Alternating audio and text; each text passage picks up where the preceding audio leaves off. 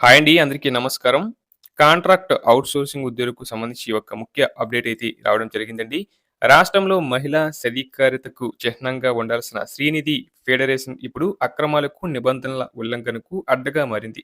దాదాపు 5,500 కోట్ల భారీ టర్నోవర్ కలిగిన ఈ సంస్థలో కనీసం ఒక ప్రభుత్వ ఉద్యోగి కూడా లేకపోవడం గమనార్హం.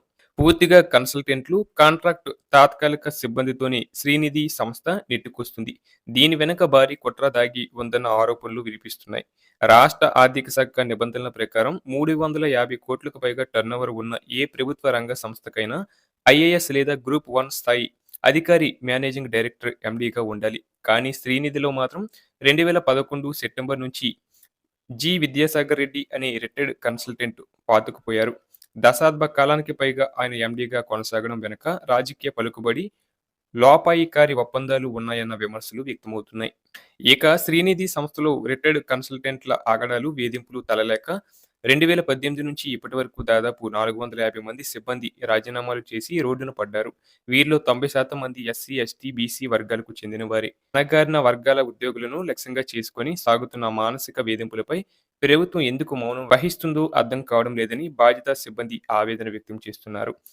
ప్రస్తుతం శ్రీనిధిలో 266 మంది ఉద్యోగులు కాంట్రాక్ట్ విధానంలో పనిచేస్తున్నారు. ఇటీవల ఆమోదం పొందిన 163 పోస్టుల్లో ప్రస్తుతం 153 పోస్టులకు నోటిఫికేషన్ ఇచ్చారు. వీటిలో 20 కన్సల్టెంట్ పోస్టులు, 10 ఫిక్స్డ్ టెర్మ్ ఎంప్లాయీస్ పోస్టులు, 123 అసిస్టెంట్ మేనేజర్ పోస్టులు ఉన్నాయి. ఇక్కడ బ్యాక్‌లాగ్ పోస్టుల భర్తీ రిజర్వేషన్లను పాటించడం లేదు.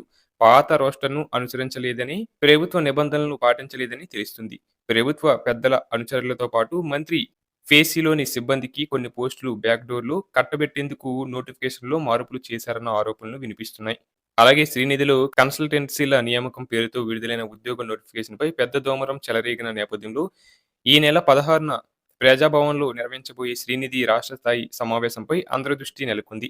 ఈ సమావేశంలో ఉద్యోగుల సంక్షేమం, సంస్థ బలోపేతంపై చర్చిస్తారని పైకి చెబుతున్నా అసలు ఎజెండా వేరే ఉన్నట్లు తెలుస్తుంది.